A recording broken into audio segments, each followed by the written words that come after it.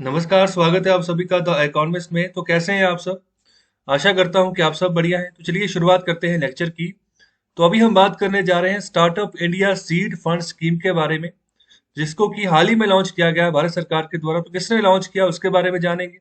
इस स्कीम का फायदा क्या है, ओके, तो किनको जो है ना इस स्कीम के तहत पैसा मिलेगा, और मतलब सरकार क्या चाह रही है। तो इन सब मुद्दों के ऊपर अब अभी हम चर्चा करने जा रहे हैं। तो चलिए शुरुआत करते हैं लेक्चर की। तो अभी बात की जा रही है कि इस स्कीम के तहत कम से कम ना 3600 यहाँ पर जो स्टार्टअप्स भारत में जो पनपेंगे या पनप रहे हैं, उनको बेनिफिट यहाँ पर पहुंचाने की कोशिश की जाएगी भारत सरकार के द्वारा। तो देखो, अभी ना सरकार की मंशा बिल्कुल सीधी सीधी है। सरकार ये चाह रही है कि नौकरियां लेने वाले लोग बहुत ज्यादा है, कि मतलब कि हर एक बंदा चाह रहा है कि मुझे कोई ना कोई नौकरी मिल जाए। लेकिन अभी ना थोड़ा सा ट्रेंड चेंज होता हुआ नजर आ रहा है भारत में। तो सरकार ना उसी को बूस्ट अप करने की कोशिश कर रही है। तो जैसे अभी सरकार भी ये देख रही है ना कि नौकरी करने से अच्छा है कि आप नौकरी प्रोवाइडर बनो, मतलब नौकरी देने वाले बनो। ओके, तो सरकार भी अभी पूरी सपोर्ट देने की तैयारी में यहाँ पर लग रही है। तो कि अगर आप आगे बढ़ते हो, अगर आप कोई नया स्टार्टअप शुरू करते हो, तो वो आगे बढ़े। मतलब कि अगर आज वो कंपनी 1 करोड़ की है, तो आने वाले समय में 100 करोड़ की हो, फिर 200 करोड़ की हो, 1000 करोड़, लाखों करोड़ तक आप पहुंचो। सरकार यहाँ पर ऐसे रास्ते, ऐसा एनवायरनमेंट तैयार करने के लिए तैयार है। तो बिल्कुल देखो, बहुत सारे ना ऐसे स्टार्टअप्स हैं जो पिछले 10-11 साल पहले शुरू हुए, तो अभी वो मतलब लाख करोड़ के हिसाब से उनकी जो यहाँ पर वैल्यूएशन है वो हो चुकी है। ओके, तो जैसे मैं बिल्कुल एक यूनिक एग्जांपल लेता हूँ बायजूस की। तो 2011 में वो शुरू की थी रविंद्रन ने, और उस समय 2 लाख रुपए लगाए थे उसने। और बाद में जब उसने इन्वेस्टर्स ढूंढे, तो इन्वेस्टर्स ने जब पैसा लगाना शुरू कर दिया, तो उसका आइडिया यूनिक लगा सबको। ओके, तो उसका आइडिया क्या था? उसका आइडिया ये था कि पहली पहली बार लोग थे ना, पहली बार लोगों में उसने इस तरीके का आइडिया पेश किया कि जो स्टडी है ना उसको किस तरीके से आसान में भी बच्चों को पढ़ाया जा सकता है। फिर बायजीओस के बाद जितने भी आए ना, फिर मतलब कि वो ही एक तरह की मार्केट बन गई, कि मतलब जैसे बायजीओस कर रहे हैं वैसी वैसी चीज ही हम भी दें तो बिल्कुल उनको भी फायदा हो। वो भी बढ़ते गए, कुछ फ्लॉप भी हो गए, लेकिन बायजीओस आगे बढ़ा। ओके, इन्वेस्टर्स ढूंढता गया, प्रमोट करता गया अपनी कंपनी को, और अलग अलग फील्ड्स में वो घुसता गया, चाहे कोई भी एजुकेशन हो तो वहां पर वो गया। लेकिन एक अच्छी टेक्निक से उसने पढ़ाने की कोशिश की। जैसे एक फॉर्मूला ही बच्चों को सिखाना है ना, अगर A+B का होल स्क्वायर फॉर्मूला ही सिखाना है, तो कैसे बना, तो उसको मैथमेटिकली बिल्कुल 3D में करके दिखाया जाता है, तो जिससे कि बच्चा आसानी से सीख जाता है। तो ये पहली पहली बार टेक्निक जब देखी लोगों ने, तो लोग इम्प्रेस हो गए, तो लोगों ने फिर इन्वेस्ट करना शुरू कर दिया कि इसका आइडिया तो काम का है। तो फिर धीरे धीरे करके आज वो कंपनी जो है ना 1 लाख करोड़ की हो गई है। ओके, 2011 में शुरू की, आज वो 1 लाख करोड़ की होगी। तो इसके अलावा और भी बहुत सारे स्टार्टअप्स खुले हैं भारत में, जो कि खत्म भी हुए हैं। अगर मैं हाइक की एग्जांपल लूं, जैसे व्हाट्सएप का ही राइवल आया था भारत में, हाइक। ओके, तो वो भी एक मैसेजिंग ऐप थी। 12,000 करोड़ का वो स्टार्टअप बन गया था, लेकिन बाद में फेल हो गया, नहीं चल पाया। ओके, तो ये मार्केट डिमांड के ऊपर होता है कि कौन सी चीज चलेगी तो कौन सी नहीं। तो अगर एजुकेशन की बात करूँ तो वो तो चलनी ही चलनी है। अगर एजुकेशन में आप सही चीजें और यहाँ पर जो है ना इनोवेशन करके सामने कोई चीज ले आते हो, अपना टेक्नोलॉजी, अपना मेथड बदल देते हो, तो वो भी काम आएगा और लोग उसको पसंद करेंगे। ओके, तो यहाँ पर इसके चलते बायजीओस को अच्छा यहाँ पर सपोर्ट मिल गया, वो ग्रो कर गया। तो अभी इसी की तरह ना बहुत सारे स्टार्टअप्स है। भारत सरकार ये चाह रही है कि एक क्यों ग्रो कर रहा है, हजारों हजारों लाखों की तादाद में स्टार्टअप्स बने और ग्रो करें। ओके, तो देखो, भारत सरकार भी ऐसा नहीं कर सकती कि मतलब पूरे भारत में ही यहाँ पर सपोर्ट करनी प्रोवाइड कर देगी। तो ये भी धीरे धीरे स्टेप अप करेगी अपने आप को। तो स्टार्टिंग में अभी 3600 स्टार्टअप्स की बात की जा रही है कि इनको बेनिफिट किसी ना किसी तरीके से दिया जाएगा, ताकि वो आगे पनपे। अगर छोटा सा स्टार्टअप है, आगे कंपनी में तब्दील हो। तो ये देखो, ये कुछ एग्जांपल्स आपके सामने रखी है, जैसे वेदांतु है। ओके, तो ये भी एजुकेशन ऐप ही है। ओयो ये होटल्स का है, तो ये भी अभी ये दिवालिया हो गया है ओयो। ओके, तो मतलब कि ये नहीं चल पा रहा आगे। ओके, मीशो है, तो ये भी एक नया ऐप है, तो हाल ही में ये यूनिकॉर्न बना है। ओके, तो अभी $1 बिलियन की इसकी वैल्यूएशन हुई है हाल ही में, अभी इसी अप्रैल महीने की ही मैं बात कर रहा हूँ। जैसे जोमेटो है, पेटीएम, तो उसके बारे में तो आपको आपको पता ही होगा आसानी से कि मतलब ये क्या काम करते हैं। तो चलिए आगे बढ़ते हैं। तो अभी इस जो startup India seed fund scheme है, इसको लॉन्च किसने किया? इसको लॉन्च किया है हमारे जो मिनिस्टर ऑफ रेलवेज है। देखो, ये इनके पास बहुत सारे मंत्रालय हैं। इनका नाम है श्री पीयूष गोयल। इनके जो पिताजी थे ना, वो भी भारत सरकार में मंत्री रहे हैं। ओके, तो अभी उनका बेटा है पीयूष गोयल, तो वो भी भारत सरकार में मंत्री हैं, और उनके पास अहम मंत्रालय हैं।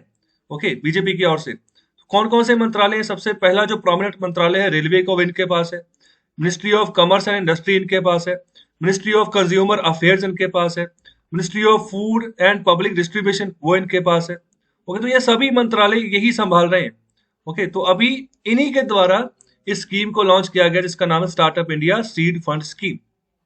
इस फंड का मतलब क्या है, क्यों ये फंड बनाया जाएगा? तो यहाँ पर फाइनेंशियल असिस्टेंस प्रोवाइड की जाएगी जो नए नए स्टार्टअप्स उभर रहे हैं।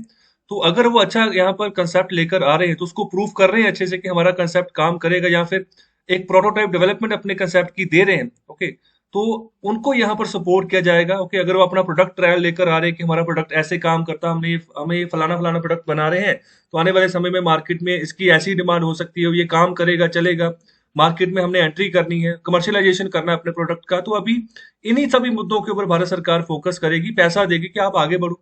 देखो, पैसा आएगा तभी कोई चीज आगे बढ़ती है, पैसा आएगा ना तभी ये नए नए स्टार्टअप जैसे जोमेटो हो गया। अभी देखो पैंडेमिक चला तो पैंडेमिक के बाद लोगों ने बाहर से खाना मंगवाना बहुत कम कर दिया।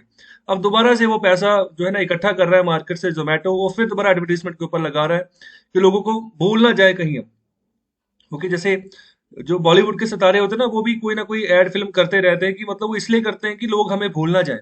ओके, तो ये एक रीजन रहता है कि मार्केट में बने रहना है, तो लोगों की नजरों के सामने बने रहना है, तभी बने रहेंगे। ओके, तो इसलिए यहाँ पर ज्यादातर एडवर्टीजमेंट की जाती है जब कोई नया स्टार्टअप हो। जो वेल एस्टेब्लिश हो चुका है ना, तो उसको जरूरत नहीं पड़ती कि वो कोई एडवर्टीजमेंट के ऊपर फोकस करे। वो सीधे उसका यहाँ पर अपना सामान बेचता है, उसका काम चलता रहता है। ओके, तो अभी आगे यहाँ पर बात करें कि स्कीम को अनाउंस किया गया था हमारे ऑनरेबल प्राइम मिनिस्टर जी के द्वारा 16 जनवरी 2021 को। तो यहाँ पर उन्होंने एक यहाँ पर ना प्रोग्राम को अटेंड किया था, एड्रेस किया था, जिसका नाम था प्रारंभ startup India international summit. Okay, तो यहाँ पर उन्होंने अनाउंसमेंट की थी इस स्कीम की, और अभी लॉन्च की गई है। अभी कल ही अनाउंस की गई। ओके, सॉरी, लॉन्च की गई। तो यहाँ पर 5 साल का यहाँ पर एनिवर्सरी जो है ना यहाँ पर मनाई जा रही थी स्टार्टअप इंडिया इनिशिएटिव की। तो जब मोदी जी आए थे सत्ता में पहली पहली बार, तो तब उन्होंने ना आते ही 1 साल बाद ये स्टार्टअप इंडिया इनिशिएटिव का नाम का ये प्रोग्राम चलाया था। ओके, तो अभी इसी के तहत ज्यादातर स्टार्टअप्स को मौका दिया जाता है कि वो आगे बढ़े। तो अभी 945 करोड़ जो है ना इतना पैसा रखा जाएगा, जो कि आने वाले 4 सालों में बांटा जाएगा, डिवाइड किया जाएगा जो भी यहाँ पर एलिजिबल स्टार्टअप होगा उसको। ओके, तो एलिजिबिलिटी कौन सी कमेटी देखेगी, अब इसके बारे में चर्चा करेंगे। ओके, तो यहाँ पर जो भी एलिजिबल इनक्यूबेटर मतलब कि जो स्टार्टअप को चलाने वाला होगा, प्रमोटर होगा, ओके, तो उसी को पैसा दिया जाएगा। आने वाले 4 सालों में इतना पैसा बांटा जाएगा। ओके, तो अभी एक्सपेक्टेशन ये लगाई जा रही है कि इस स्कीम से 3600 स्टार्टअप्स को बेनिफिट होगा, और यहाँ पर कम से कम 300 इनक्यूबेटर्स मतलब जो प्रमोटर्स होंगे जो चलाएंगे अपने स्टार्टअप्स अलग अलग तरीके से, तो उनको जो है यहाँ पर बेनिफिट होने वाला है। और आगे यहाँ पर बात की जा रही है कि एक ऑनलाइन पोर्टल बनाया गया है किसके द्वारा, DPIIT के द्वारा। तो ये इसका मतलब क्या है, department for promotion of industry and internal trade. Okay, तो अभी इसके द्वारा एक पोर्टल बनाया गया है ऑनलाइन। तो यहाँ पर की मतलब जो इनक्यूबेटर्स होंगे तो उनको अलाउ किया जाएगा कि वो स्कीम के लिए या फंड्स के लिए अप्लाई करें इस पोर्टल में। तो एक एक्सपर्ट्स एडवाइजरी कमेटी बैठेगी जो कि यहाँ पर DPIIT के द्वारा ही बनाई गई है। तो वो यहाँ पर एग्जीक्यूट करेगी, मॉनिटर करेगी startup India seed fund scheme को। ओके, अगर आप अप्लाई करोगे ना तो आपको फंड ऐसा नहीं है कि मतलब आपने अप्लाई किया, आपने नया स्टार्टअप खोला तो आपने सिर्फ अपने फॉर्म फिल कर दिया तो आपको पैसा मिल जाएगा, ऐसा नहीं है। अपने आप को आपको साबित करना पड़ेगा सरकार के सामने कि आपका जो इवेंट है ना वो बहुत जबरदस्त है। मतलब सरकार भी ना ऐसे नहीं है कि मतलब आपको आपको ऐसे ही हाथ में पैसा पकड़ा देगी। ओके, तो आपका पूरा निरीक्षण होगा आपके स्टार्टअप का कि आपका स्टार्टअप सही मायने में आगे बढ़ने के काबिल है, कि या फिर ऐसे ही आपने मतलब मुंह उठा के आ गए हो और यहाँ पर स्टार्टअप आपने कहा था कि मैंने ये स्टार्टअप रखा है तो ये चलेगा ही चलेगा, तो हालांकि उसका कोई फिजिबिलिटी उसकी बने ही ना। ओके, तो ये चीज नहीं होनी चाहिए। तो आपकी अच्छी खासी रिसर्च होनी चाहिए, आपका एक्सपीरियंस देखेंगे। ओके, वे सब चीजें आपकी जो है ना पूछी जाएंगी, फिर जाकर आपको रकम देगी सरकार। ओके, तो अगर मुद्रा लोन के तहत भी जब भारत सरकार ने पैसे बांटे थे ना तो ऐसे नहीं बांट दिए थे। तो अच्छे से जो ये डिस्ट्रिक्ट कलेक्टर होते थे तो जो भी अप्लाई करता था अच्छे से उसकी छानबीन होती थी। अगर उसने कोई काम करना है ना, अगर सिलाई कढ़ाई की उसने काम करना है लोन लेकर मुद्रा लोन के तहत, तो उससे पूछा जाता था कि क्या कभी पहले काम किया है। ओके, तो पूरी डिटेल्स लेके फिर जाके ना मतलब फंड जारी होते हैं। मतलब सरकार इतनी सतर्क है, ऐसे ही पैसा नहीं दे देगी सरकार। ओके, तो यहाँ पर एक एक्सपर्ट एडवाइजरी कमेटी बैठेगी। ओके, तो वो एग्जीक्यूट करेगी, मॉनिटर करेगी इस स्कीम को। तो यहाँ पर ग्रांट जारी होगी अप टू 5 करोड़ रुपए की। तो वो उनको जारी होगी जो एलिजिबल इनक्यूबेटर होंगे, मतलब जिनका स्टार्टअप वाकई सही लगा यहाँ पर ईएसी उसको कह रही कि बिल्कुल सही आपका स्टार्टअप है, तो ये तो एलिजिबल है, इनको पैसा देना चाहिए, देश की इकोनॉमी को ये मतलब वृद्धि की ओर लेकर जाएंगे। और यहाँ पर जो सिलेक्टेड इनक्यूबेटर्स होंगे तो यहाँ पर उनको 20 लाख तक की जो है ना ग्रांट जो है दी जाएगी, जब उनका जो कंसेप्ट है ना वो यहाँ पर उसका प्रूफ सामने जो है पैदा कर देंगे कि ये हमारा कंसेप्ट है, हमारे बिजनेस का, हमारे स्टार्टअप का, वो बिल्कुल वैलिड है, उसका प्रूफ सामने रखेंगे, या फिर उसका प्रोटोटाइप डेवलपमेंट करके बताएंगे कि बिल्कुल ऐसे इस प्रक्रिया से इस तरीके से हमारा प्रोडक्ट आगे बढ़ेगा, ऐसे काम करेगा, ऐसे कंज्यूमर तक पहुंचेगा, ऐसे चेन बनेगी, तो सारी चीज समझाएंगे। या फिर अपने प्रोडक्ट का ट्रायल करके बताएंगे स्टार्टअप्स के हिसाब से कि हमारा प्रोडक्ट ऐसे काम करेगा, मतलब जिस तरीके से भी उनका सिनेरियो होगा पूरा समझाना पड़ेगा एक्सपर्ट्स एडवाइजरी कमेटी के सामने, तभी जो है यहाँ पर जो सिलेक्टेड इनक्यूबेटर्स होंगे तो उनको यहाँ पर 20 लाख तक की ग्रांट जो है ना वो जारी की जाएगी। ओके, तो ये 20 लाख की ग्रांट किसी एक इनक्यूबेटर को दी जाएगी, ये 5 करोड़ में से। ओके, तो 5 करोड़ टोटली यहाँ पर बांटेगी शुरुआत में। तो आगे इसके अलावा और बात की जा रही है, और इसके अलावा मतलब इन्वेस्टमेंट के लिए यहाँ पर जो इन्वेस्टमेंट की जाएगी तो वो अप टू 50 लाख तक की यहाँ पर इन्वेस्टमेंट यहाँ पर प्रोवाइड की जाएगी, जो भी यहाँ पर नया स्टार्टअप मार्केट में एंट्री लेना चाह रहा है। ओके, मतलब 50 लाख रुपए तक का उसको यहाँ पर पैसा इकट्ठा यहाँ पर करके यहाँ पर उसको बकायदा तैयार किया जाएगा कमर्शियल पर्पज के लिए, वो अपने आप को तैयार कर ले। तो ये भी यहाँ पर ना थ्रू कन्वर्टेबल डिवेंचर्स होगा। तो कन्वर्टेबल डिवेंचर देखो यहाँ पर मतलब कन्वर्टेबल जो कन्वर्ट किए जा सके, तो क्या होता है, तो ये भी ना इसको कन्वर्टेबल बॉन्ड्स भी हम बोलते हैं। तो एक तरीके से जैसे कंपनी डेट उठाती है, ओके, लेकिन उसको बाद में वो कन्वर्ट कर सकती है शेयर्स में या अपने स्टॉक्स में। ओके, तो इस तरीके से वो कन्वर्टेबल होते हैं, कन्वर्टेबल डिवेंचर्स होते हैं। तो इस तरीके से वो पैसा मार्केट से लोगों का उठा सकती है, इन्वेस्टर्स का उठा सकती है। ओके, तो यहाँ पर इस तरीके से जो है ना इन्वेस्टमेंट यहाँ पर स्केल अप की जाएगी, मार्केट में एंट्री जो है ना प्रोवाइड की जाएगी। तो अप टू यहाँ पर 50 लाख की इन्वेस्टमेंट वो ऐसे करवा सकते हैं, 50 लाख तक।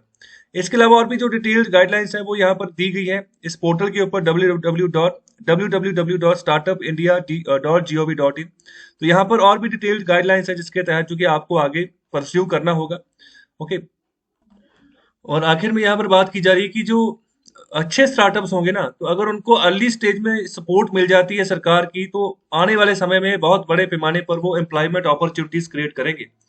तो भाई जियोस देखो, आज 1 लाख करोड़ की कंपनी हो गई है, तो कितने बड़े पैमाने पर एम्प्लॉयमेंट है उसके अंतर्गत। बहुत सारे टीचर्स वहां पर पढ़ा रहे हैं अलग अलग दायरे में। ओके, तो कोई सिंपल जो है क्लासरूम टीचिंग दे रहे हैं, कोई आईएएस की स्टडी करवा रहे हैं, कोई किसी फील्ड में स्टडी करवा रहे हैं, तो मतलब कि बहुत बड़े पैमाने पर अपॉर्चुनिटी मिली हुई है। तो इसी की जैसे अन अकेडमी भी है। ओके, तो वो भी ऐसे शुरू हुआ था। ओके, तो अभी वो भी देखो उसकी भी वैल्यूएशन जो है ना लगातार बढ़ती जा रही है। तो हाल ही में वो भी $1 बिलियन जो है क्रॉस कर चुका है उसकी वैल्यूएशन।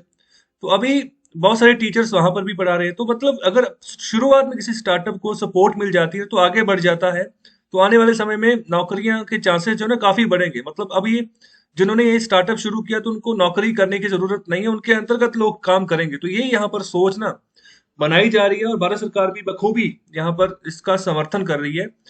और आने वाले समय में सरकार यही चाह रही है स्कीम फंड के तहत कि मतलब कम से कम 300 यहाँ पर इनक्यूबेटर्स की मदद की जाए, और इसके अलावा देश के कोने कोने में यहाँ पर स्टार्टअप्स पैदा हो, और यहाँ पर इनका इम्पैक्ट ज्यादातर आपको देखने को मिलेगा आने वाले समय में जो टीयर 2 और टीयर 3 के जो शहर है भारत में वहां पर।